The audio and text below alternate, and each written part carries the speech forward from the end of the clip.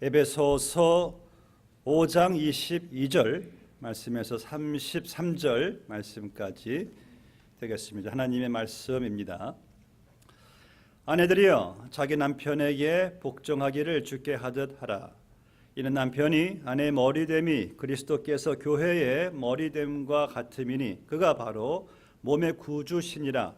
그러므로 교회가 그리스도에게 하듯 아내들도 범사에 자기 남편에게 복종할지니라. 남편들아 아내 사랑하기를 그리스도께서 교회를 사랑하시고 그 교회를 위하여 자신을 주심같이 하라. 이는 곧 물로 씻어 말씀으로 깨끗하게 하사 거룩하게 하시고 자기 일에 영광스러운 교회로 세우사 티나 주름 잡힌 것이나 이런 것들이 없이 거룩하고 흠이 없게 하려 하심이라. 이와 같이 남편들도 자기 아내 사랑하기를 자기 자신과 같이 할지니 자기 아내를 사랑하는 자는 자기를 사랑하는 것이라. 누구든지 언제나 자기 육체를 미워하지 않고 오직 양육하여 보호하기를 그리스도께서 교회에게 함과 같이 하나니 우리는 그 몸의 지체임이라. 그러므로 사람이 부모를 떠나 그의 아내와 합하여 그들이 한 육체가 될지니 이 비밀이 크도다. 나는 그리스도와 교회에 대하여 말하노라. 그러나 너희도 각각 자기 아내 사랑하기를 자신같이 하고 아내도 자기 남편을 존경하라. 아멘. 오늘 5월달 가정의 달 참 여러분들 하나님께 참 감사 예배를 이렇게 드리면서 하나님께서 귀한 또 우리 강사 목사님을 또 보내주셔서 또 감사를 참 드리고 있습니다. 우리 한재 목사님 제가 2세 목회할 때부터 같이 함께 사역했던 참 제가 존경하는 귀한 동역자 동재 목사님이신데 한 목사님 여기 주보에 이렇게 있는 대로요 우리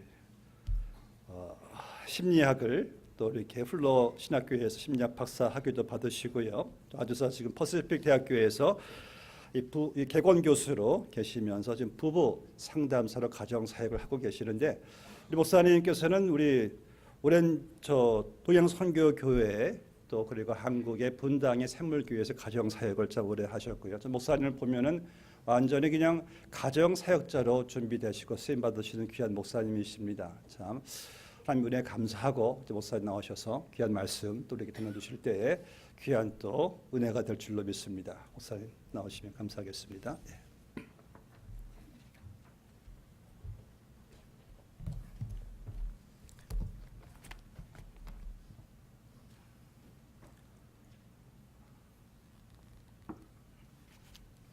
할렐루야.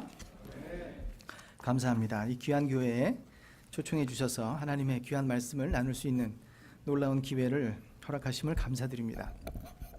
네, 김현수 목사님하고는 사실 거의 20년 이상 알고 지냈습니다. 네, 사실 저보다 나이가 조금 어린 걸로 알고 있는데 네, 저보다 훨씬 분위기가 성숙하셔서 제가 형님으로 모시고 있습니다. 일단 저는 키가 큰 사람을 보면 존경스럽습니다. 키 큰 사람 보면 저는 겸손해집니다. 요즘 제가 2세들을 상담하면서 참 요즘엔 100세까지 산다는 세상인데 이 오래 사는 게 중요한 게 아니라 단 하루를 살아도 행복하게 살면 좋겠다. 여러분이 알다시피 지금 한국은 황혼 이혼이 늘어가고만 있습니다. 제가 수년 전에 한국에 다시 나가서 우리 김 목사님이 소개한 대로 샘물교회에서 4년 동안 가정사역을 했습니다. 근데 그 사역을 하던 중에 제가 초등학교 친구를 만나서 아주 자주 교제를 했는데 어느 날 저하고 이제 점심을 먹으면서 제 친구가 굉장히 침울한 목소리로 저한테 이런 얘기를 하는 겁니다. 일 문제로 어디를 가다가 마침 부모님 댁 근처여서 잠깐 들렸답니다. 근데 들어가 보니까 엄마만 계신 거예요. 그래서 어머님한테 아버님 어디 계세요? 이렇게 물어봤더니 모르겠다. 한번 전화해봐라 그러시는 거예요. 그래서 저희가 아버님한테 전화를 했답니다. 그랬더니 아버지가 전화를 반갑게 받으시면서 아버님 어디 계세요? 그랬더니 친구들하고 지금 산에 왔는데 한 3일 됐어. 자기가 그 얘기를 듣고 너무 충격을 받았다고 합니다. 그러니까 두 분이 오래 같이 사셨지만 이젠 거의 별거 수준으로 서로에 대해서 전혀 관심을 끄고 그렇게 살아간다는 겁니다. 한 2년 전에 그 아버님이 돌아가셨는데 저한테 그날 하는 얘기가 나는 절대로 그렇게 살고 싶지 않다. 그렇죠. 100년을 살면 못합니까? 단 하루를 살아도 우리가 행복한 가정을 꾸리면서 무엇보다도 아내와 남편과 행복하게 사는 것이 하나님 우리에게 주신 가장 큰 축복인 줄 믿습니다. 아멘이시죠? 네. 말씀을 시작하기 전에 먼저 영상을 하나 보겠는데요. 이게 다 영어로 돼 있어서 제가 잠깐 보충 설명을 좀 해드리겠습니다. 이 영상에 나오는 내용은 아프리카 탄자니카라는 큰 호수가 있습니다. 그 호수에 사는 이 열대어들의 모습을 그린 건데요. 특별히 이야기의 주인공은 시클렛이라는 종류의 어미입니다. 이 어미 고기가 이 험한 호수에서 적들로부터 자기의 자녀들을 지키려고 알을 낳고 나서 이제 아빠가 이 정액을 뿌리면 그 알을 입에다 다 집어넣습니다. 그래서 입에서 부화될 때까지 그 알을 키우는 겁니다. 놀랍죠? 제가 열대어를 좋아해서 지금도 집에 피시탱크가 4개나 있는데 똑같은 비슷한 고기를 키우고 있습니다. 그래서 엄청나게 많은 새끼도 받아봤는데 재밌는 건 뭐냐면 이 종류의 고기들은 알이 부화될 때까지 보통 2주에서 3주까지 걸리는데 그동안 엄마가 완전 금식하는 겁니다. 그래서 아무것도 먹지 않고 그렇게 견디는 겁니다. 간혹 조금씩 먹는 경우도 있지만 이 식도를 덮개가 막아서 실수로도 이 알을 넘기는 법이 없고 철저하게 자식들을 위해서 정말 몸바쳐 헌신하는 겁니다. 그래서 아이가 이제 태어나고 새끼들이 이제 부화가 되면 또 안전할 때까지 입에서 키워요. 그래서 적들이 오면 입에다 집어넣고 키우다가 또 적들이 없으면 방사하고 그래서 자기 입에 넣을 수 없을 때까지 키우는 겁니다. 그런데 오늘 보시는 장면은 놀랍게도 그것을 이용한 적들의 공격이 시작됩니다. 그래서 적들의 속임수로 인해서 원수의 자식을 키우게 되는 그런 모습을 보시게 될 겁니다. 영상 한번 시작해 보시죠.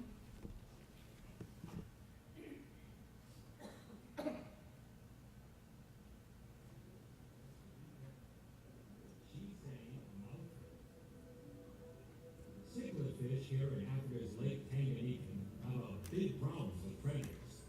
Other fish will do whatever it takes to get cichlid babies and gobble them up.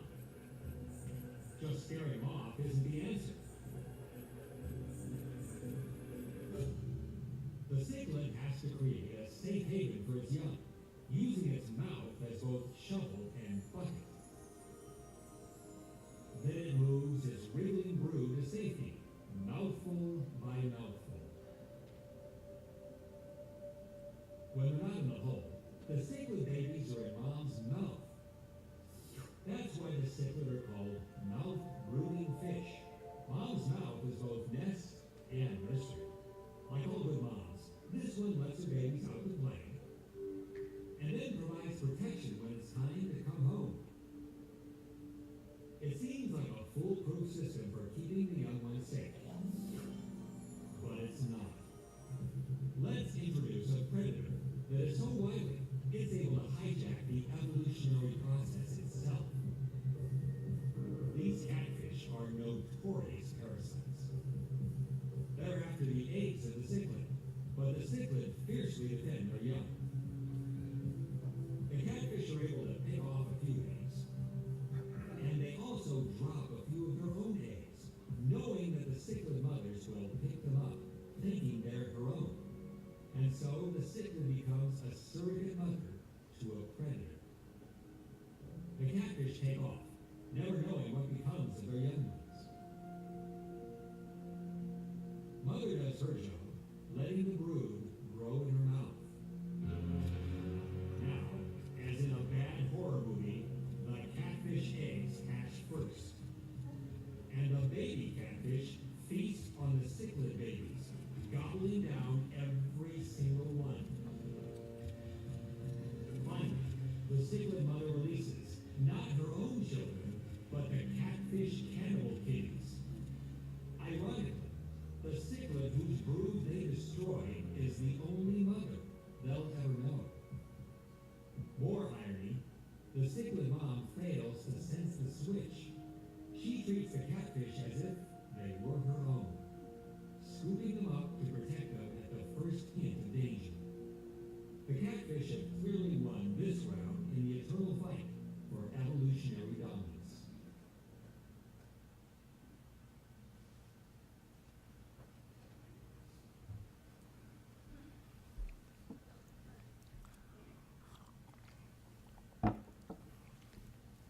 네, 이해가 되셨죠? 안타깝게도 원수의 새끼를 자기의 알인 줄 알고 열심히 키우는 겁니다. 근데 여러분들, 제가 특별히 2세들을 상담하면서 요즘 그런 생각을 많이 합니다. 그 1세 부모들이 그 이민 생활하면서 어렵게 아이들 뒷바라지해서 좋은 대학, 좋은 직장 갖게 하고 결혼도 시켜줬는데 사실 이 아이들이 정상적인 결혼 생활하지 못하고 계속 다투고 분쟁하고 이혼까지 가는 그런 일들이 많다는 겁니다. 사실 우리가 성경 말씀을 보면 세상은 끊임없이 우리를 정죄하고 유혹하고 또 우리를 속입니다. 특별히 사탄이 우리를 공격할 때 가장 많이 쓰는 방법이 속임수라는 것을 여러분이 아셔야 됩니다. 오늘의 읽었던 말씀 가운데 그 윗부분을 보면 읽지 않았지만 이런 말씀이 나옵니다. 에베소서 5장 6절에 누구든지 헛된 말로 너희를 속이지 못하게 하라. 이로 말미암아 하나님의 진노가 불순종의 아들들에게 임하나니 그러므로 너 그들과 함께 하는 자가 되지 말라. 너희가 전에는 어둠이었더니 이제는 주 안에서 빛이라. 빛의 자녀처럼 행하라. 그래서 사실은 오늘 이제 행복한 가정에 대해서 같이 말씀을 나누면서 저는 초점을 부모에게 맞추고자 합니다. 결국 자녀의 성공은 부모의 영적인 성숙에 달려 있다고 저는 믿습니다.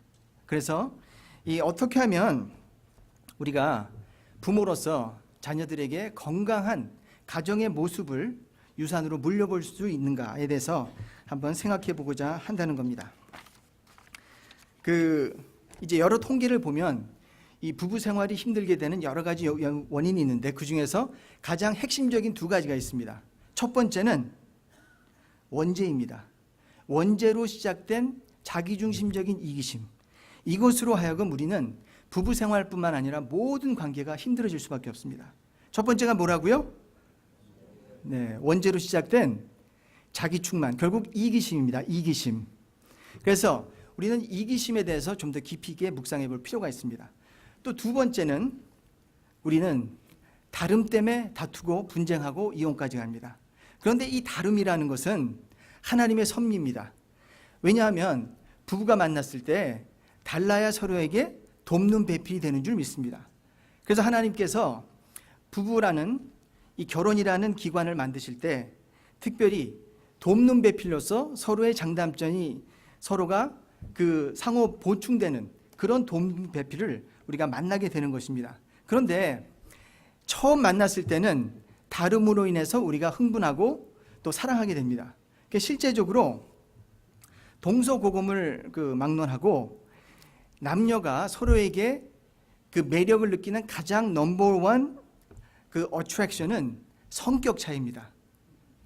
그래서 이거는 다 똑같습니다. 성격 차이 때문에 우리는 서로에게 호감을 갖습니다. 그런데 많은 부부가 이혼할 때 뭐라고 그러죠? 성격 차이 때문에 이혼하는 거예요. 이게 뭐가 문제입니까?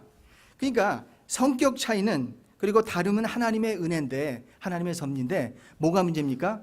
이기심이 문제인 겁니다. 이기심. 근데 그 이기심은 하나님의 뜻도 아니고 하나님의 섭리도 아닙니다. 이 이기심의 시작은 어디서부터 시작되죠? 네, 창세기 이 원죄로부터 시작됩니다. 결국 아담과 하와가 죄를 지은 가장 큰 이유는 그들이 피존자로서 창조주인 하나님께 순종하려 하지 않고 뭐가 되기 원했죠? 스스로 자존하는 하나님이 되고자 한 겁니다. 그래서 결국 이기심의 중심에는 자아충만, 자기가 왕 되려는, 자기가 최고가 되려는 이런 이기심이 도사리고 있습니다. 근데 이 이기심은 인간의 힘으로는 이걸 걷어낼 수가 없어요. 그리고 남녀노소 누구나 다 이기심의 문제를 가지고 살아갑니다.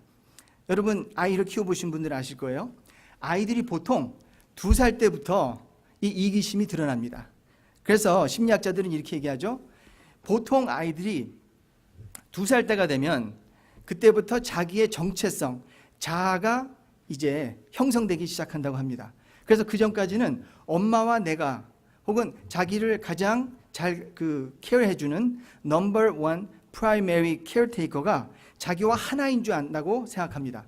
그러다가 이제 2살 정도 되면 나와 너를 구분할 수 있는 자기의 정체성이 형성되는 거예요. 그래서 보통 2살 때 아이들이 내 거, 네 거를 구분합니다. 그렇죠? 근데 이제 그때부터 문제가 시작되는 거예요. 네, 그때부터 네, 원죄의 모습이 드러납니다. 네, 그래서 me, myself and I.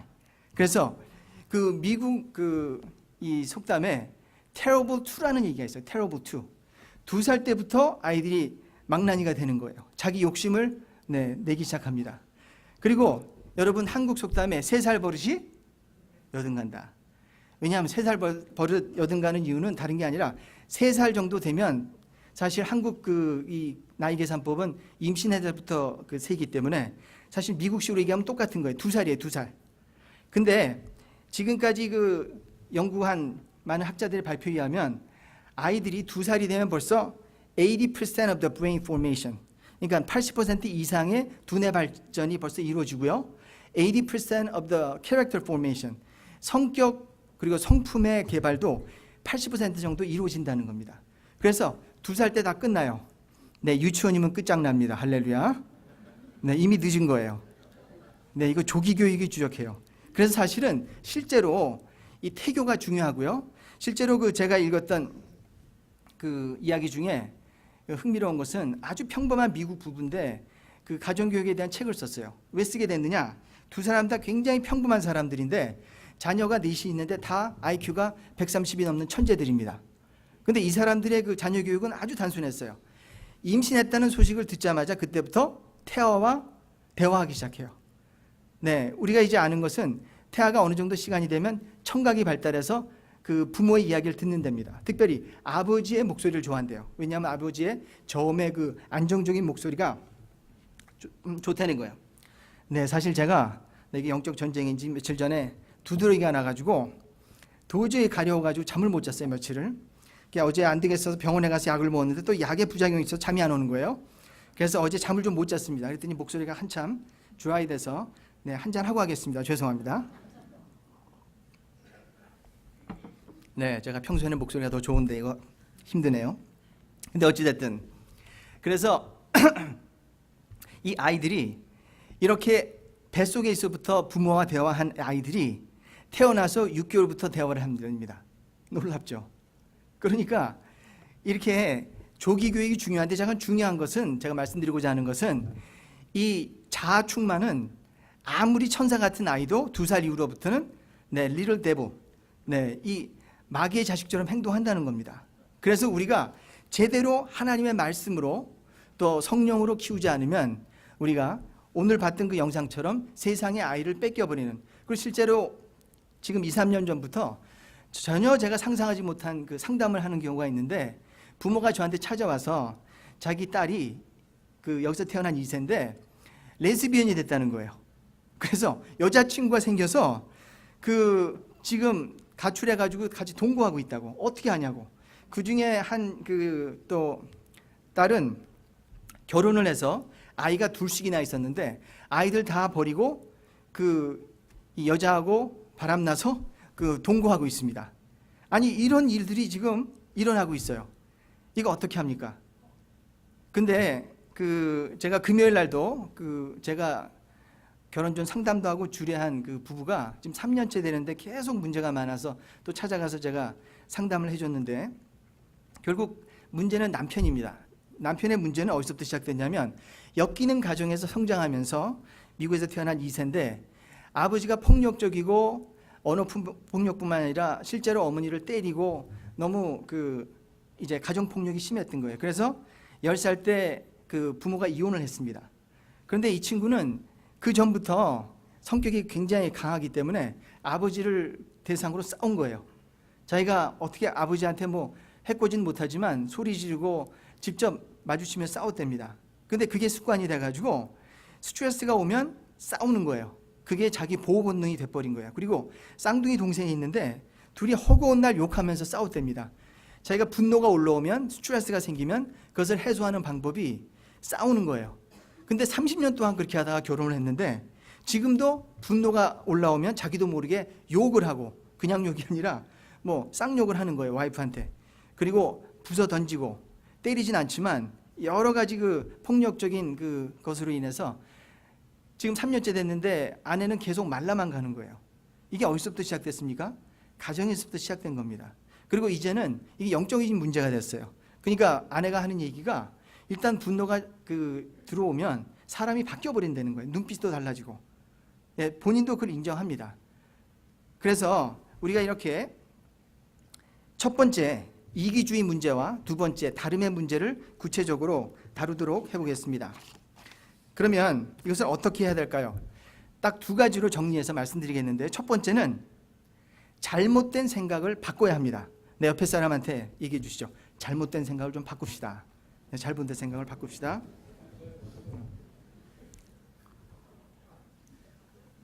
네, 제가 교육을 하다 보니까 이게 습관이 돼서, 네, 그래도 학생들의 태도가 아주 훌륭합니다. 좋습니다.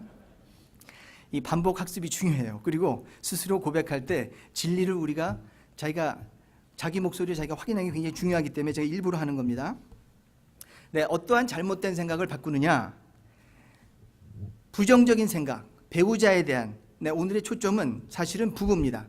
부부가 건강해야 아이들이 건강합니다. 부부가 건강한 가정생활을 이루어야 그 아이들도 그 아이들이 부모의 모습을 답습하게 되기 때문에 부모에게 초점을 맞추도록 하겠습니다.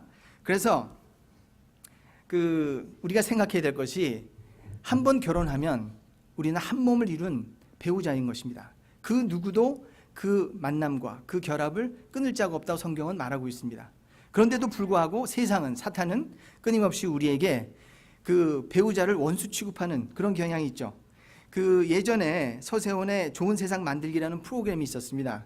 저도 그 프로그램을 본 적이 있는데, 그 내용이 뭐냐면 시골에서 할아버지 할머니들을 모셔가지고 그 장수 무대처럼 재밌는 게임도 하고 위로도 하고 선물도 주고 하는 그런 프로그램이었는데, 하루는 이제 시골에서 올라온 새 노부부가 있었습니다. 근데 이제 게임을 하는데 사자성어를 맞히는 게임이에요. 그래서 할아버지가 먼저 나와서 이제 사자성어를 받았습니다. 그 사자성어가 천생연분이었어요. 그래서 이 할아버지한테 아내인 할머니한테 이걸 설명을 하라는 거예요. 네? 다른 말로 그 말을 하면 안 되고. 그래서 바로 그 할아버지가 뭐라고 했냐면, 당신과 내 사이. 그랬더니 할머니가 망설임 없이 뭐라고 했게요? 왼수. 할아버지가 깜짝 놀래. 그게 아니고 내자 그랬더니 평생 왼수. 네, 들으신 분도 있을 거예요. 너무나 이거 유명한 이야기입니다. 실제로 있었던 얘기예요. 근데 그렇게 왼수된 모습으로 살아가는 부부가 생각보다 너무나도 많다는 거예요. 네, 이거는 정말 철저하게 잘못된 생각인 줄 믿습니다. 네, 제가 심리학을 신봉하지 않습니다. 심리학은 세속적이고 잘못된 것이 더 많은데, 그래도 심리학에서 몇 가지가 있습니다. 그게 뭐냐면, 우리가 어떤 행동 거지를 바꾸려면 먼저 뭐를 바꿔야 된다? 생각을 바꿔야 됩니다. 사탄은 끊임없이 우리를 괴롭힌다고요? 속임수로, 거짓으로 우리를 괴롭힙니다. 배우자는 평생 왼수가 아닌 줄 믿습니다. 배우자는 나와 한 몸 된 사람입니다. 그래서 배우자에 대한 잘못된 생각은 아예 담지 말아야 됩니다. 그런 생각이 들어올 때 예수 그리스도의 명령이 떠날지어다, 물리쳐야 합니다. 너무너무 중요합니다. 근데 재미있는 것은 이렇게 부부가 원수되게 된 근본적인 시발점이 있었습니다. 어디였을게요? 네, 에덴 동산에 서 있었습니다. 여러분 사건을 잘 기억하실 거예요. 보세요. 먼저 하나님께서 외로운 아담에게 짝을 주십니다. 하와를 주셨어요. 하와를 처음 만난 아담이 이렇게 말합니다. 이는 내 뼈 중에 뼈리요 살 중에 살이라. 야, 너무나 로맨틱하지 않아요? 네, 너무나 좋은 표현입니다. 이렇게 최고의 찬사를 하면서 자신과 하와가 하나됨을 선포합니다. 그런데 결국 하와가 준 선악과를 먹고 둘 다 죄를 짓죠. 그래서 하나님께서 그들을 부르십니다. 그런데 참 재미있는 건 뭐냐면, 누가 먼저 죄를 졌습니까? 하와죠, 분명히. 그런데 하나님께서 부르실 때는 누구를 먼저 부르시죠? 아담을 부르십니다. 여러분 상상해 보세요. 폭행 사건이 벌어졌습니다. 경찰이 왔어요. 경찰이 폭행 당한 사람, 또 한 사람 누군지 모르니까 첫 번째 물어보는 질문이 뭡니까? 누가 먼저 때렸습니까? 누가 먼저 폭행을 시작했습니까? 이렇게 얘기하죠. 왜냐하면 먼저 폭행을 한 사람에게 더 많은 책임을 물을 수밖에 없습니다. 그렇다고 생각하면 분명히 하나님은 누구를 불렀어야 돼요? 누구를요? 하와죠. 근데 하와를 부르지 않고 아담을 부르십니다. 왜 그럴까요? 아담이 그 집안의 가장입니다. 책임자입니다. 그런데 안타깝게도 아담은 자기의 책임을 전면 부인하고 부정합니다. 말씀을 제가 보겠습니다. 이렇게 얘기하죠. 아담이 이르되 하나님께서 주셔서 나와 함께 있게 하신 여자. 네, 그전에는 뭐라고 불렀죠? 뼈 중에 뼈, 살 중에 살. 이제는 그냥 저 여자예요, 저 여자. 네, 저 여자가 나를 시험에 빠지게 했다는 겁니다. 그전에 또 뭐라고 했죠? 누가 준 사람? 당신, 하나님이 준 사람. 그래서 책임을 지려고 하지 않고 책임을 전가하는 겁니다. 누구한테? 하나님에게, 그 다음에 아내에게. 근데 재미있는 건 뭐냐면 제가 부부 상담을 해보면 그 모습을 우리 모두가 지금 답습합니다. 남자들의 가장 큰 문제는 책임 회피예요. 그러니까 도망 다니는 거예요. 실제로 미국에서 가끔 그런 일이 있는데 평생을 이 여자 저 여자 편하게 만나다가 너무 나이가 들어서 이제 도저히 견딜 수가 없어가지고 한 여자하고 결혼하기로 했는데 영어식으로 말하면 결혼 전날 cold feet, 결혼하기가 이제 두려워진 거예요. 왜냐? 그냥 자유분방하게 마음껏 살았는데 이제 한 여자를 책임질 생각하니까 부담스러운 거예요. 그래서 직장을 오지 않고 도망가는 그 신랑이 간혹 있는 거 아세요? 네, 이게 그 남편들의 문제입니다. 결혼을 했는데도 총각대처럼 사는 거예요. 마음껏 술 마시고 마음껏 놀고 가정에 책임을 지지 않습니다. 그래서 그 제가 가장 이 부부 관계를 잘 설명한 부부의 교과서라고 할 수 있는 책이 있는데요. 그 한국말로는 번역이 안 돼 있는 걸로 알고 있는데 Love and Respect라는 책이 있습니다. 이 책을 쓴 사람은 목사이자 상담사인데 이분의 주장은 이거예요.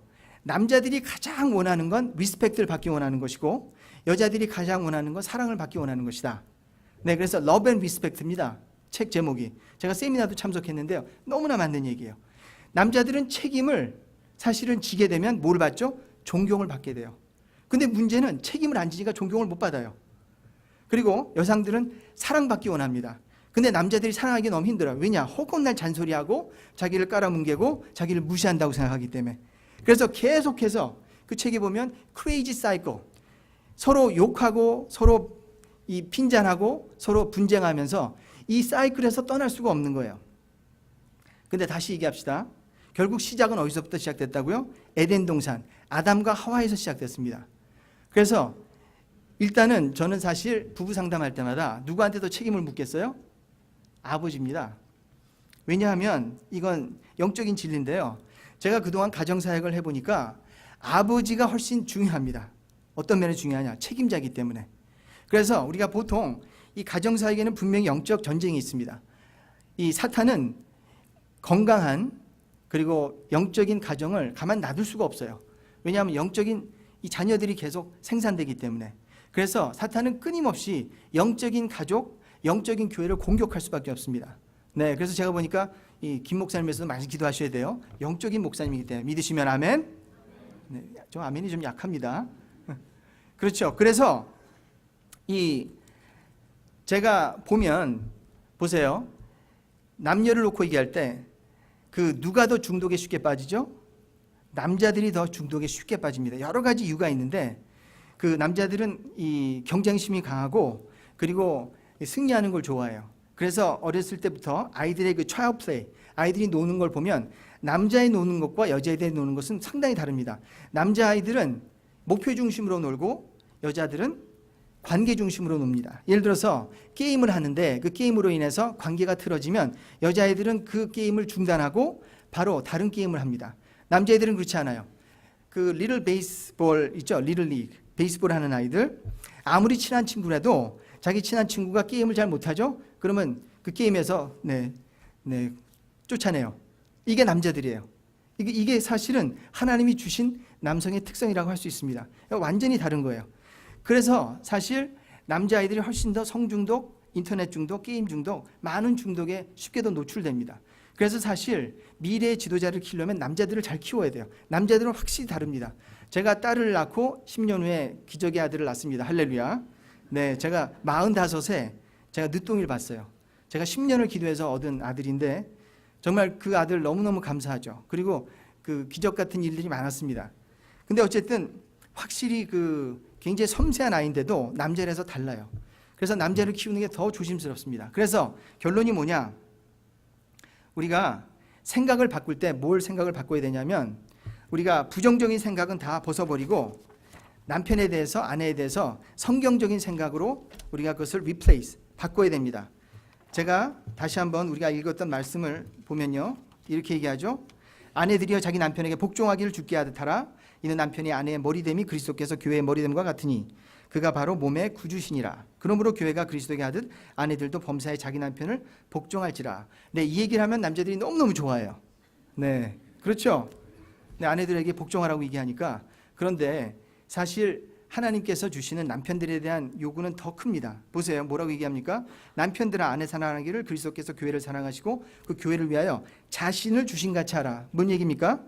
네, 죽으라는 거예요. 죽으라는 거예요. 내가 지금 여성들에게 물어보겠습니다. 순종하는 게 쉬워요? 죽는 게 쉬워요? 네, 순종하는 게 좀 더 쉽겠죠? 그런데 안타깝게도 순종을 죽기보다 싫어하는 여자들이 상당히 많아요. 네, 안타깝게도 상당히 많습니다. 그리고 죄송한 얘기지만 영적인 여자일수록 순종하기가 더 힘들어요. 왜 그럴까요? 아무리 남편이 돈을 잘 벌어다 주고 잘해줘도 정말 영적인 여자들은 남편이 어떤 남자가 되길 원해요? 영적인 남자가 돼야 자기가 순복을 하죠. 근데 영적이지 않으니까 정말 존경하려고 해도 존경이 안 되는 거예요. 이건 정말 제가 사역 현장에서 상담 현장에서 제가 경험한 겁니다. 많은 여성들을 제가 상담을 해볼 때 그 누구도 시작은 남편을 무시하려고 시작한 게 아니에요. 모든 여성들은, 모든 아내들은 남편을 진심으로 존경하고 따르는 걸 원해요. 그렇죠? 네, 그 마음은 정말 그렇습니다. 그런데 아무리 존경하려 해도 존경할 수가 없다는 거예요. 네, 돈을 아무리 벌어줘도 영적이지 않기 때문에, 너무 세속화되어 있기 때문에. 그래서 사실 영적인 남편 되는 거 정말 쉽지 않습니다. 그래서 제가 지금까지 대학생 때부터 선교단체에서도 제가 사역을 많이 했습니다. 선교단체 3군데를 다녔는데 안타깝게도 전투적인 모습으로 사역하는 선교단체일수록 뭐가 많아요? 노처녀들이 많아요. 왜냐하면 그들의 기준은 세상적인 기준이 아니라 영적인 남자를 원하는데 없는 거예요. 그래서 제가 그들한테 그렇게 위로합니다. 영적인 남자는 거의 멸종 상태다. 멸종 상태이기 때문에 너희가 키워야 된다. 네, 조금 약해도 네가 잘 키우면 소망이 있을 것이다. 이게 현실이에요, 현실. 제가 마지막으로 사역한 교회도 이 청년들이 멀티 에트닉 교회인데 300명이에요. 그러니까 대학생이 아니라 대학교를 졸업한 젊은 청년들이 300명이나 있었습니다. 이건 황금어장입니다. 황금어장. 결혼하려고 와요. 그리고 저는 그것을 격려합니다. 와서 이 교회 안에서 교제하고 결혼해라. 이게 하나님의 축복이다. 네, 그런데도 결혼이 안 돼요. 왜냐하면 이 교회가 굉장히 전투적으로 제자 양육하는 교회거든요. 미국식으로 영어권인데도. 그러다 보니까 여성들이 훨씬 더 영적으로 민감하고 헌신되어 있기 때문에 남자들은 결혼하기 위해서 오는데 여자들은 신앙을 위해서 오는 거예요. 할렐루야. 네.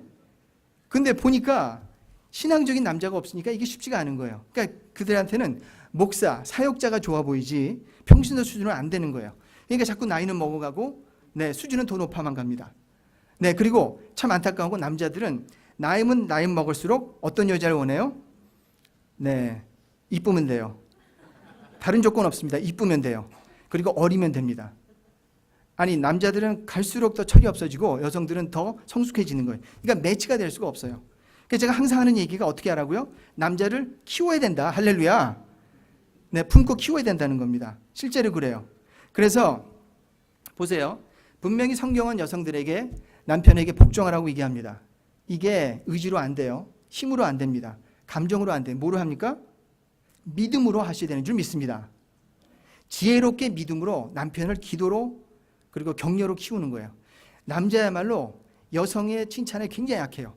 세상에서 아무리 명예를 얻고 돈을 많이 벌어도 아내가 무시하면 남자는 기가 죽게 돼 있어요. 이거 하나님의 원리입니다. 네, 그리고 또 그러다 보면 밖에서 이상한 행동하게 돼요. 그래서 남편을 진심으로 성경에서 말하듯이 예수님 대하듯이 하셔야 됩니다. 재밌는 게 보세요. 예수님께서 30부터 이제 공생의 생활을 시작하셔서 딱 3년 동안 퍼블릭 미니스트리 사역을 하십니다. 결혼하셨습니까? 안 하셨죠? 아이 낳으셨습니까? 낳지 않았습니다. 그렇지만 예수님이 우리 삶의 전 모험이 됩니다. 특별히 결혼에 대해서도 이 부부, 아내와 남편에게도 예수를 따르라고 얘기합니다. 왜 그렇죠? 첫 번째 아담이 완전히 망쳤어요. 아담이 실수했습니다. 그리고 안타깝게도 우리는 원하든 원하지 않든 우리는 아담으로부터 답습하게 돼 있습니다. 제가 아버지 학교 하면서 항상 이런 얘기를 많이 했는데 보세요. 이건 뭐 사회학에서도 얘기하고 심리학에서도 얘기하고 성경에서도 얘기하는 건데 우리 인간의 행동 양식은 결국 답습하게 되어 있습니다. 누구한테 가장 많이 배워요? 부모로도 배우는데요. 네, 지금 할 얘기는 너무 많고 마음은 급하고 말은 잘 안 되고 조금 헤매고 있습니다. 할렐루야. 네, 근데 내용은 계속 잘 가고 있으니 걱정하지 마시고 한 잔 더 하고 하겠습니다. 제가 세미나식으로 굳어져가지고 자꾸 말이 많아지네요. 어쨌든 돌아갑니다. 보세요. 제가 1부 예배 때 마음껏 못해가지고 지금 2부 때 조금 한풀이 하고 있습니다. 그래서 네, 잠깐 제가 헷갈렸네요. 이 아버지와 아버지를 다루면서 제가 생각한 것이 뭐냐면 이렇습니다. 우리의 행동 양식을 결정하는 두 가지가 있어요. 우리는 선천적인 것으로 인해서 우리의 삶을 살아가게 되고요. 후천적인 것으로 인해서 또 만들어지는데 후천적인 것에 있어서 가장 중요한 건 부모의 훈육과 양육입니다. 그래서 어린아이들은 결국 부모의 그림자를 보고 큽니다. 이거 참 희한해요. 저도 나이를 들어가면서 더더욱 제 삶 속에서 우리 부모님의 흔적을 봐요. 제가 결혼해서도 가장 그걸 많이 느꼈는데 이런 겁니다. 제가 어렸을 때 제가 어머님하고 나가면 제가 제일 싫어하는 것은 어머님과 같이 쫓아가서 물건 사는 거예요. 저희 어머님은 수학교사를 하다가 사업을 하신 분이에요. 그래서 사업을 하시는 분이니까 기가 막히게 가격을 잘 흥정하세요.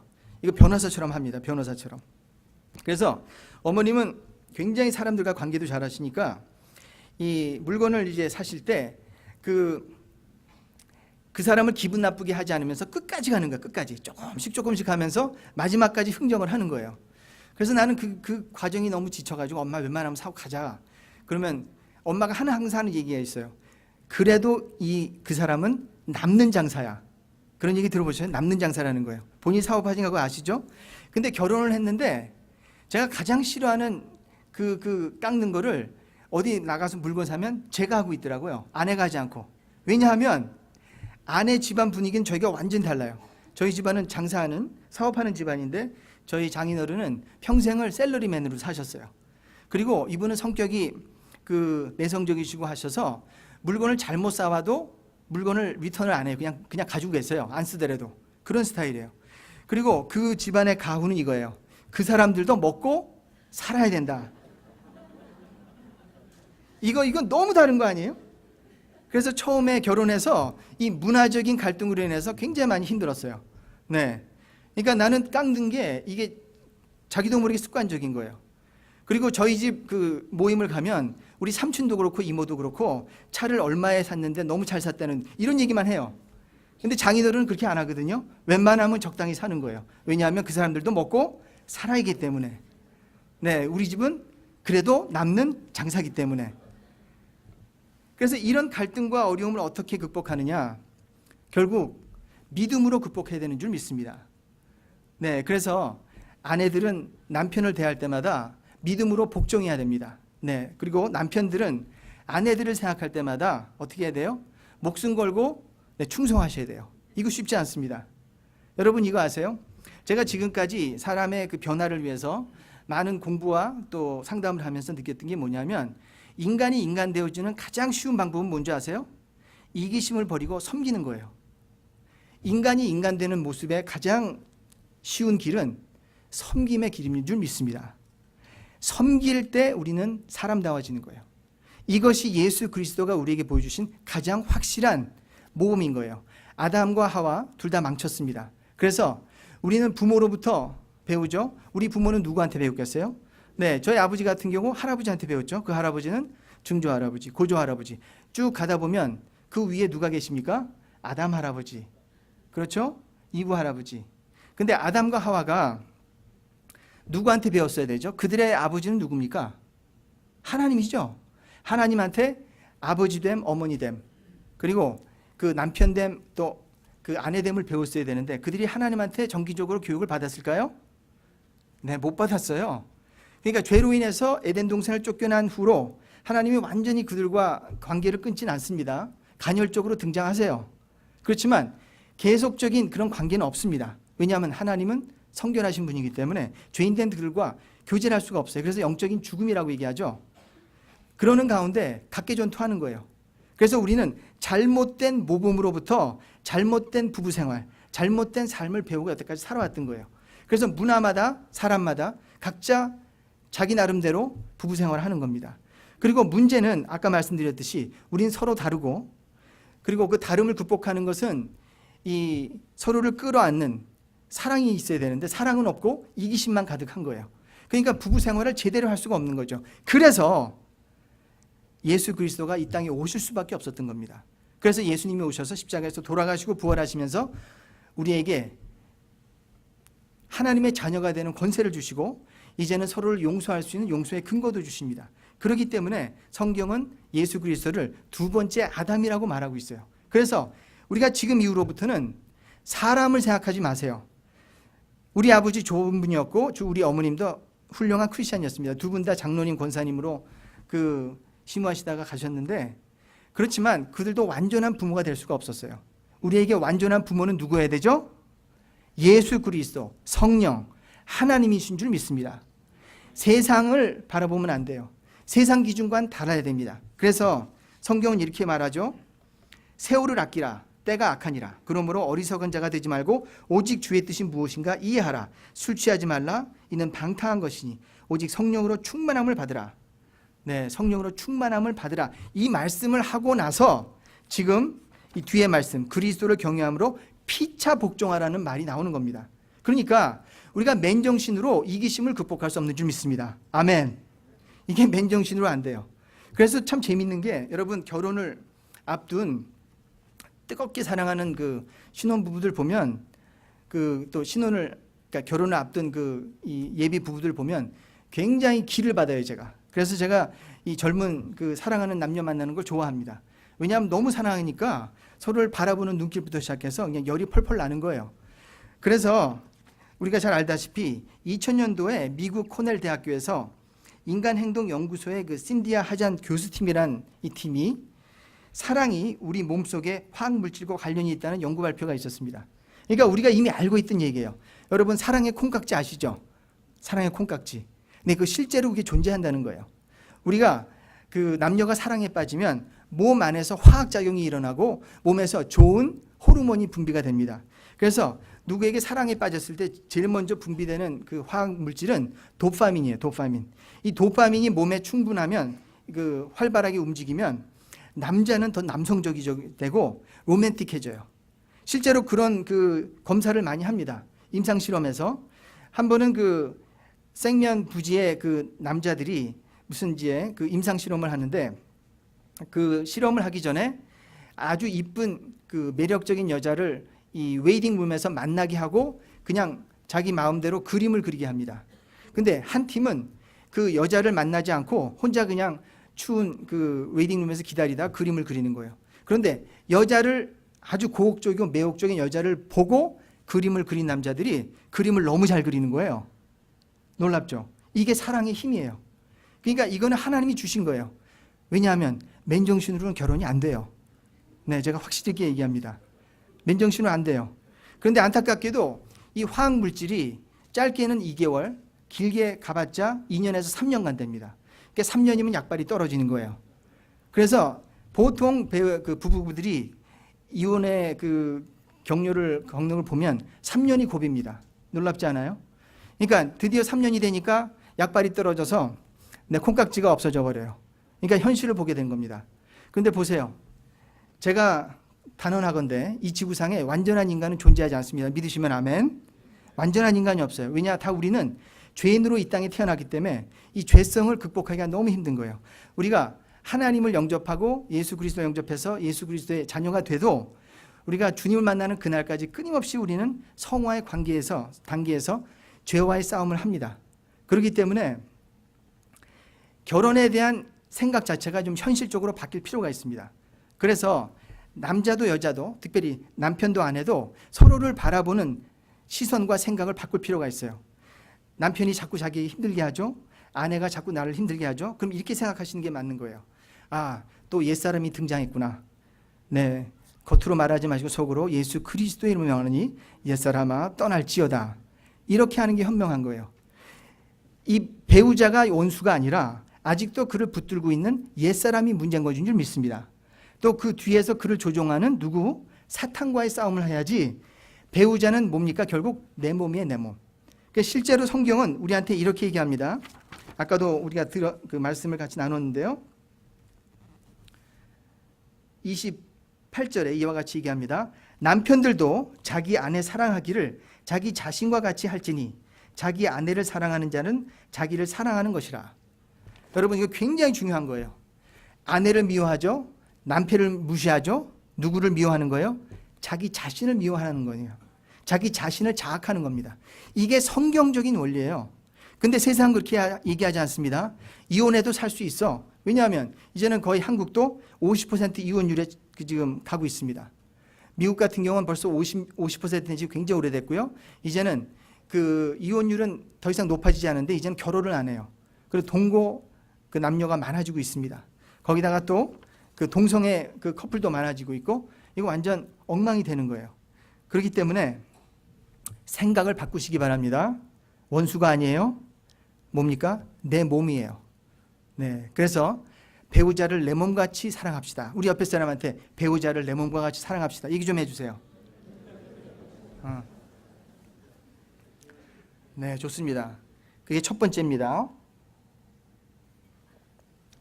머릿속에 완전히 입력하시고 묵상하시기 바라요. 네, 두 번째는 잘못된 마음을 회복하시기 바랍니다. 잘못된 마음, 뭐가 잘못된 마음입니까? 미움의 마음, 분노의 마음, 증오의 마음. 이것은 결코 부부 생활에 도움이 되지 않습니다. 어떤 관계도 증오와 분노는 도움이 되지 않습니다. 이것은 하나님이 원하지 않습니다. 여러분들, 분노가 중독성이 있는 거 아세요? 네, 실제로 그렇습니다. 그러니까 이제 같은 일을 계속 반복해서 당하죠. 그러면 그 다음에는 조금만 그런 조짐만 봐도 바로 혈압이 올라가요. 분노가 치밀어 오릅니다. 그러니까 아내나 남편이 하지 말라고 했는데 계속 반복하죠. 그럼 나중에는 비슷한 모습만 보여도 확 화가 올라오는 거예요. 서로 미움에 빠지면 자기 아내, 자기 남편하고 비슷한 사람만 봐도 갑자기 연상이 되면서 네, 분노가 치밀어 오래. 이게 중독성이라는 거예요. 너무 재밌지 않아요? 그래서 성경은 분노를 결코 나쁘다고 얘기하잖아요. 분노는 하나님이 주신 성품인 줄 믿습니다. 하나님이 주신 마음이에요. 그런데 관리를 잘해야 돼요. 분노 관리. 분노 조절 관리를 잘해야 되는데 그건 뭐냐? 성경의 원리는 간단해요. 분노를 품때 하루를 넘기지 말아야 돼요. 하루를 넘기지 않아야 돼요. 그래서 여러분, 제가 여러 책을 보고 여러 이 부부 상담하고 이 심리 상담한 사람 얘기를 들어보면 다 일괄적으로 똑같은 얘기를 합니다. 건강한 부부는 갈등을 잘 해소할 줄 아는 부부라는 거예요. 그리고 갈등은 상당히 좋은 겁니다. 여러분 생각을 바꾸셔야 돼요. 갈등이 없으면 발전을 못 해요. 그걸 아셔야 돼요.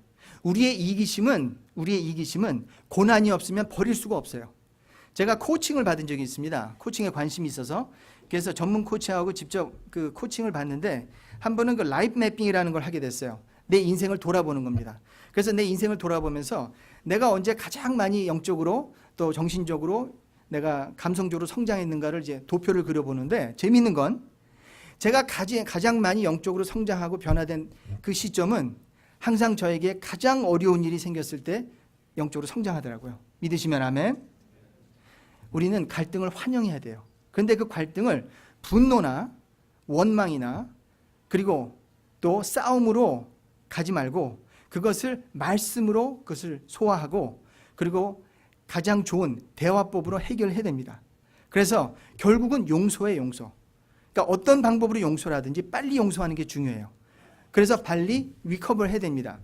제가 그 텔벗 신학교를 나왔는데요. 텔벗은 지금은 조금 달라졌지만 과거에는 그 모든 그 어떤 영적인 은사를 다 믿지 않았던, 신봉하지 않았던 학교입니다. 그래서 그 성경이 만들어지고 이후에는 기적과 이적은 없다고 주장하는 학교였어요. 굉장히 보수죠. 저는 그렇게 믿지 않습니다. 저는 그 하나님의 놀라운 역사 다 인정합니다. 방언도 하고. 그런데 저희 학교에서 아주 희한한 일이 벌어진 거예요. 이 practical theology, 실천 신학을 가르치는 저희 교수가 축사 사역을 하게 된 거예요. 근데 이분은 전혀 캐리스메틱하지 않아요. 방언하지도 않고 기도를 그렇게 뭐 한국 사람처럼 2시간, 3시간 한 사람도 아닙니다. 그런데 어떻게 하나님께서 이 길로 인도하셔서 말씀만 가지고 귀신을 쫓는 거예요. 그리고 굉장히 잘하십니다. 그래서 굉장히 유명세를 타게 돼서 나중에는 학교 그 사역도 그만두고 자기 그 미니스트리를 만들었어요. 네, 그래서 한국으로 번역된 책들도 많습니다. 근데 그 이분이 이제 그렇게 한참 사역을 할 때 이상한 사람들을 이제 많이 만나 사역을 하는 거예요. 그래서 실제로 사탄 교회에서 성장한 부부가 와서 간증도 했었어요. 그런데 그분이 그 하시는 말씀 중에 가장 기억나는 게 이거였어요. 자기가 그 귀신을 이제 쫓는 축사 사역을 하면서 발견한 공통점이 하나 있는데, 많은 경우 귀신이 들어오는 경로가 있대요. 경로. 어떻게 한 사람에게 귀신이 들어오느냐? 결국 귀신은 마음의 미움과 원한과 분노를 품었을 때 사탄이 들어와서 견고한 진에 집을 짓는데요.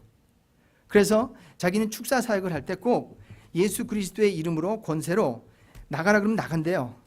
버틸 이 귀신은 없답니다. 그런데 이 귀신 들렸던 사람이 자기에게 상처 준 사람을 용서하지 않고 그 미움의 마음을 품고 있으면 귀신이 나갔다가 또 들어온대요. 그런데 이제는 혼자 들어오는 게 아니라 단체로 들어옵니다. 단체로. 군대 마귀로 들어온다는 거예요. 실제로. 이건 무서운 얘기입니다. 무서운 얘기예요. 그래서 여러분들 자녀 교육에 있어서 자녀들이 가장 힘들어하는 것은 자기가 가장 사랑받고 사랑을 줘야 될 부모로부터 상처받았을 때 이게 용서가 안 돼요. 이게 너무 큰 상처가 되는 겁니다. 그래서 제가 많은 경우 이 문제를 일으키는 그 잘못된 그 부부들의 문제가 부모로부터 상처받은 아이들이 그 문제를 안고 살아가는 것을 제가 본 적이 한두 번이 아닙니다.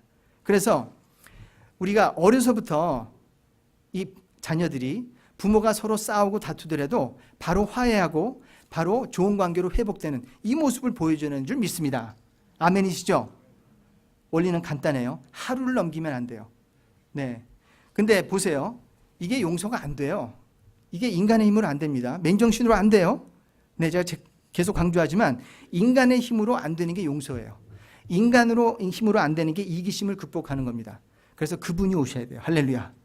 그분이 오셔야 돼요. 성령이 오셔야 돼요. 성령의 도우심을 받으면 성령께서 용서의 힘을 주고요. 특별히 십자가를 묵상하셔야 돼요.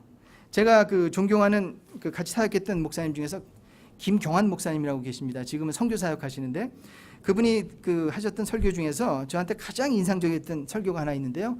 십자가의 도에 관한 설교였습니다. 그분이 뭐라고 얘기했냐면 십자가의 도는 간단하다. 피해자가 가해자를 용서하는 게 십자가의 도다. 할렐루야. 여러분, 피해자가 가해자를 어떻게 용서합니까? 자기가 죄가 없는데, 자기는 아무것도 잘못한 게 없는데 어떻게 가해자를 용서할 수 있을까요? 근데 그것이 용서의 근거라는 거예요. 보세요. 우리가 다른 사람을 용서할 수 있는 사실 권위가 없어요. 왜냐하면 우리도 똑같은 죄인입니다. 그렇죠? 우리도 똑같이 모 밟은 강아지예요. 그렇죠? 어떻게 우리가 용서해요? 그러니까 우리가 아내든 뭐 자녀든 뭐 상사든 부하직원진 누구든 상관없이 사실은 실제로 그 사람들이 잘못을 저질렀지만 우리가 용서하거나 하는 그 사실은 권위가 사실은 없어요. 이 모든 것은 어디서부터 옵니까? 십자가의 은혜로부터 오는 줄 믿습니다. 예수 그리스도가 우리를 사랑했기에 우리도 모든 사람을 사랑해야 되는 근거가 되는 거예요. 그래서 제가 분명하게 얘기합니다. 용서는 우리의 힘으로 하는 게 아니에요. 의지로 하는 게 아닙니다. 그저 기분 좋아서 감정으로 하는 게 아니라 뭐로 합니까? 믿음으로 하는 줄 믿습니다. 원리가 똑같죠? 우리가 잘못된 생각을 바꾸는데요. 자기의 배우자가 원수가 아니고 뭐라고요? 내 몸이라는 거예요. 한 몸. 근데 이것도 어떻게 바꿔야 돼요? 남편을 존경하고 아내를 위해서 목숨을 거는 거 어떻게 돼요? 믿음으로 하라는 거예요. 믿음으로. 믿음으로 순종하시면 됩니다. 누구의 모범을 따라서? 예수 그리스도의 모범을 따라서. 왜냐하면 그분이 두 번째 아담으로서 잘못된 우리 부모가 했던 거 다 잊어버리고 이제는 예수의 표범을 따라서 그렇게 살아가면 우리는 건강한 부부, 행복한 가정을 이룰 수 있다는 줄 믿습니다. 아멘. 이제 마무리하겠습니다. 제가 첫 아이를 낳았을 때 너무너무 행복했어요. 그때 한번 그 아이가 아픈 일이 있었는데 그 일을 통해서 제가 인간에 대해서 또 자녀에 대해서 엄청난 은혜를 받게 됐는데 그 얘기를 하면서 이야기를 마치고자 합니다. 제가 32살에 장가를 갔어요. 정말 하나님의 은혜였습니다. 저는 사실 가정의 목숨을 사실 건 사람이에요. 그래서 제가 아내를 위해서 8년을 기도했어요. 저는 데이트도 안 했습니다. 그러다가 세월이 세월인지라 29 되면서부터 선은 봤어요. 선은. 어머님이 워낙 발이 넓으셔서 제가 선을 33번 봤습니다. 믿으시면 아멘. 33번. 네, 결코 행복한 순간들이 아니었습니다. 근데 결국은 선을 통해서 어머님이 소개로 어머님이 아시는 권사님이 그 제가 아내가 다니고 있던 교회 권사님이셨어요. 그래서 두 분이 소개를 해가지고 아내를 만나서 결혼을 했습니다. 그런데 정말 제가 꿈에 그리던 그분이었어요. 그분. 할렐루야. 네, 제가 결혼에 대한 너무 그 비현실적인 소망이 많아서 아내에 대해서 제가 20가지를 요구했어요. 그것을 네 가지로 나눴습니다. 육체적, 정신적, 영적, 네, 사회적 네 가지로 나눠서 상세하게 기도했어요. 네, 이렇게 기도하니까 네, 노총각이 될 수밖에 없었어요. 나중에 제가 이런 생각이 들더라고요. 야, 정말 이런 여자가 있으면 어떻게 나한테 시집 올 수가 없다. 이건 비현실적이다. 실제로 제가 32살 되는 날 도저히 더 이상 내가 이 총각 생활을 할 수가 없어서, 왜냐하면 저희 할아버지가 특별히 그 가서 인사드릴 때마다 저한테 이렇게 막 야단을 치시는 거예요. 야, 나는 16살 때 결혼해서 18살에 네 엄마를 낳았다. 아니 이거를 그냥 너무 자꾸 얘기하시는 거예요. 그리고 30살 때까지 결혼 못한 남자는 너밖에 없다. 너는 집안의 망신이다. 아니 내놓고 그렇게 얘기를 해요. 아니 저도 결혼하고 싶은데 안 돼서 그래 할아버지. 네, 그런데 어떨 수가 없는. 근데 그러다가 어쨌든 32살이 됐으니까 도저히 안 되겠어서 제 기도 제목을 하나님께 맡겼어요. 하나님, 안 되겠습니다. 이 기도 제목이 잘못된 것 같습니다. 뭘 줄일까요? 그래서 기도하다가 하나님의 음성은 아니었고 도저히 내가 참을 수 없어서 2가지로 줄였어요. 2가지가 뭐냐? 첫 번째, 여자이면 된다. 할렐루야. 여자이면 된다. 갑자기 문이 넓어졌습니다. 2번째, 목사와 결혼하고 싶다고 하면 된다. 그러니까 모든 여성을 다 품을 수 있는 넉넉함이 생기더라고요. 네, 그래서 실제로 제가 한 여성을 데이트를 신청해서 한 달 동안 열심히 데이트를 했어요. 근데 그게 잘 안 됐습니다. 너무 큰 실망이었어요. 그 여성을 내가 여러 번 보면서 연구를 많이 했는데 아니었어요.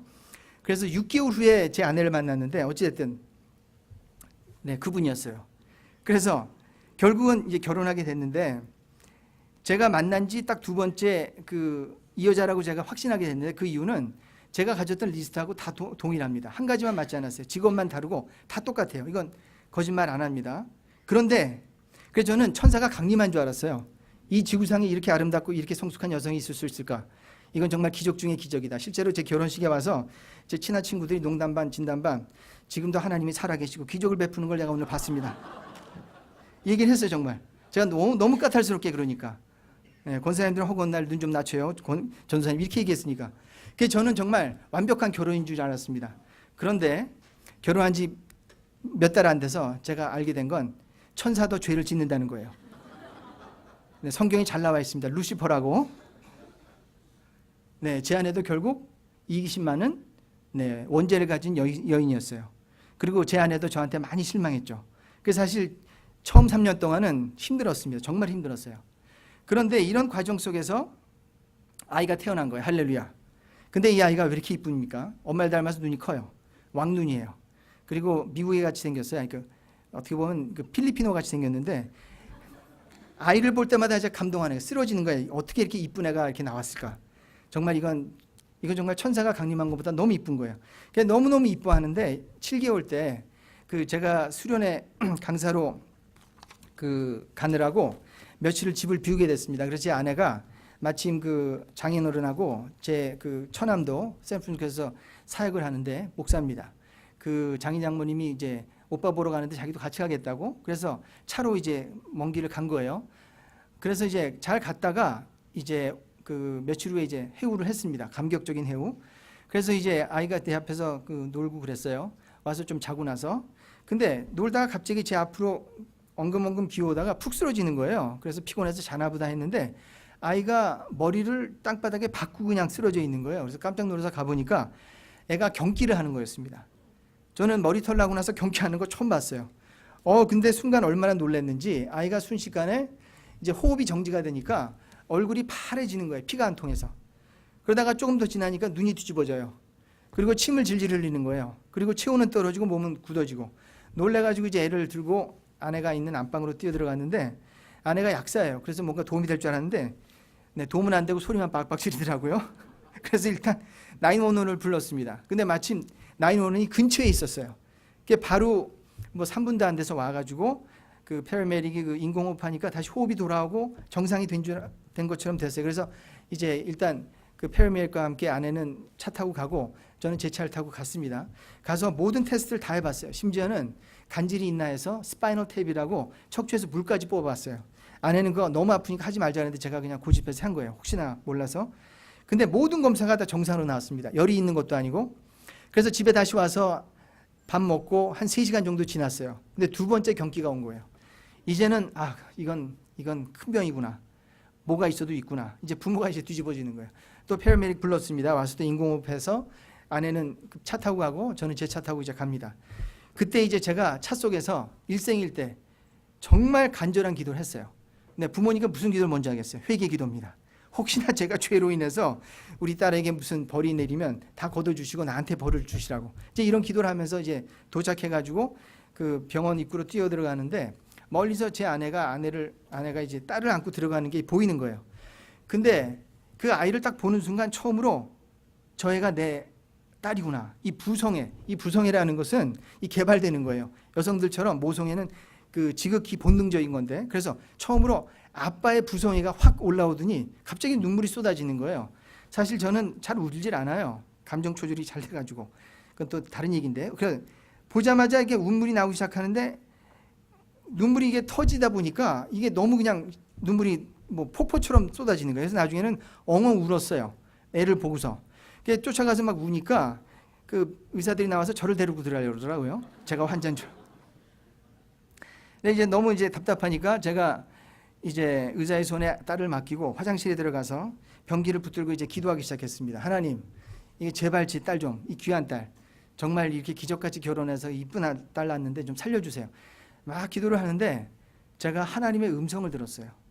명료하게 저한테 이렇게 말씀하셨습니다. 제가 제 일생일 때 한 4번 정도 하나님의 음성을 들었는데 이때가 가장 드라마틱했습니다. 가장 극적이었어요. 전 사실 저도 지금까지도 영어보다 한국말이 편한데 꼭 영어로 말씀하시더라고요. 이렇게 말씀하셨습니다. Don't worry, 걱정하지 말라. I love your daughter more than you do. 내가 너보다 네 딸을 더 사랑한다. 그 딸은 내 딸이다. 내가 책임진다. 아무 일 없을 거라. 이렇게 말씀하시는 거예요.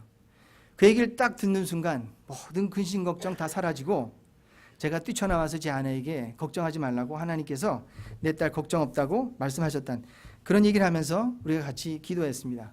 그리고 나서 의사가 나오더니 뭐 전혀 이상 없다는 거예요. 그래서 며칠 후에 스페셜리스트를 한번 만나보라고. 그래서 며칠 후에 그 스페셜리스트를 또 만났습니다. 근데 이제 그 의사가 또 검사를 해보더니 자기가 볼 때 큰 문제는 없는 것 같고 만약 더 검사를 하기 원하면 MRI를 찍어야 되는데 그러면 이 어린 나이에는 그 어둠 속에서 그 찍는 게 아이들한테 트라우마를 줄 수가 있대요. 그래서 조금 더 기다려 보자고 또 다시 무슨 에피소드가 생기면 그때 봐도 늦지 않을 것 같다고. 근데 그렇게 그 얘기를 들은 지가 벌써 이제 21년이 됐습니다. 이제 제 딸이 22살이에요. 대학교를 잘 졸업하고 이제 대학원에 진학합니다. 근데 지금까지 전혀 문제가 없었고요. 네, 너무 튼튼하고 건강해서 문제예요. 근데 제가 그날 저한테 2가지 교훈을 주셨습니다. 첫 번째, 내 딸이 누구 딸이다? 하나님의 딸이다. 네, 저는 그저 잠시 관리자일 뿐이에요. 하나님의 딸인 줄 믿습니다. 그리고 또 하나 더 깊은 그 교훈은 뭐였냐면 이 지구상에 존재하는 모든 생명은 누구의 것이다? 하나님의 것이다. 하나님의 것이기 때문에 하나님이 책임지는 줄 믿습니다. 그렇게 생각할 때 우리가 모든 생명, 특별히 아내, 남편을 소중히 여겨야 되는 줄 믿습니다. 원수가 아니에요. 하나님이 귀하게 여기셔서 자기의 독생자까지 내어주신 하나님의 귀한 아들인 줄 믿습니다. 하나님의 귀한 딸인 줄 믿습니다. 이렇게 우리가 생각을 바꾸고 마음을 바꿀 때 자연스러운 용서가 나오는 줄 믿습니다. 여러분 생각해 보세요. 아내가 불쌍한 거예요. 남편이 불쌍한 거예요. 그렇지 않아요? 서로를 가엽게 여기고 불쌍히 여기면서 서로를 의지해야 돼요. 저는 제 아내하고 요즘 그런 얘기를 해요. 우리 자식들한테 의지하지 말고 우리가 행복해야 된다. 우리가 즐거워야 된다. 그래서 요즘 좋은 습관을 새로 시작했는데요. 밤마다 산책을 해요. 아들 손잡고 셋이 같이. 그래서 산책을 그냥 동네 2바퀴 돌면서 그 하루의 얘기를 하고 또 아들도 학교에 있었던 얘기 얼마나 좋은 줄 몰라요. 네, 그래서 산책하면서 서로 교제하고 대화하고 어떨 땐 기도도 하고 결국 여러분 이 지구상에 하나님이 주신 가장 귀한 기관은 가정이요 교회인 줄 믿습니다. 한 가지만 더 말씀드리면 이렇습니다. 가정은 사실 한번 망가져 버렸어요. 그래서 하나님께서 새로운 가족을 우리한테 주십니다. 그게 뭡니까? 교회입니다.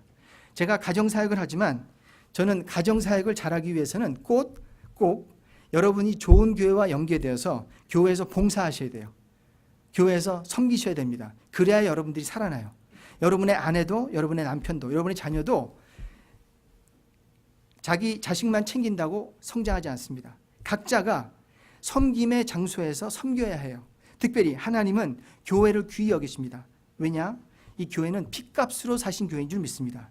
그래서 여러분들 가정은 교회를 중심으로 키워가야 돼요. 특별히 김현수 목사님을 잘 섬기셔야 되는 줄 믿습니다. 네, 사모님도 잘 섬기셔야 돼요. 네, 제가 뭐 특별히 부탁받은 건 아니지만, 네, 제가 지금까지 사역을 하면서 항상 제가 생각하는 건 하나님은 질서의 하나님이기 때문에 여러분의 교회가 잘 돼야 여러분이 잘 되고요. 여러분의 특별히 남편이 잘 돼야 잘 되는 줄 믿습니다.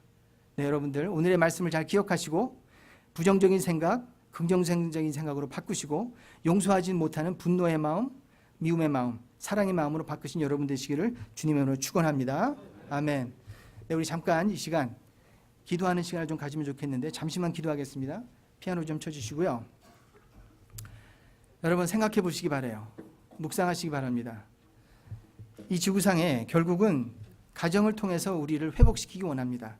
사실 가정은 쉽진 않습니다. 제가 지금까지 사역을 하면서 가정이야말로 우리의 영성을 키우는, 우리의 성화의 단계를 돕는 훈련소라는 것을 제가 알게 됐습니다. 사실 가정생활 잘하는 게 영적인 사람이 되는 척도예요. 여러분 남편을 잘 섬길 때, 아내를 위해 목숨을 내놓을 때 우리가 영적인 사람이 되는 겁니다. 밖에서 아무리 영적이라고 해도 아내를 함부로 다하고 남편을 우습게 여기는 것은 절대로 하나님이 기뻐하시는 것이 아닙니다. 먼저 이 시간 우리의 삶을 돌아보면서 내가 혹시나 아내의 마음에 상처를 준 것이 있으면 회개하는 시간 가지시기 바랍니다. 내가 혹시 남편을 무시하고 경외히 여기고 내가 남편을 존경하지 않은 거 있습니까? 이 시간 회개합니다. 이제 믿음으로 남편을 존경하기 원합니다. 또 믿음으로 아내를 위해 내가 목숨 걸기 원합니다. 우리가 그렇게 될 때 우리 사랑하는 자녀들이 부모의 변화를 보고 그들도 아름다운 가정, 성스러운 가정, 무엇보다도 하나님이 기뻐하시는 서로 목숨까지 내놓으면서 섬기는 가정으로 변화될 줄 믿습니다. 우리 그걸 위해서 잠시 기도하시고 제가 기도로 마무리하겠습니다. 아버지 하나님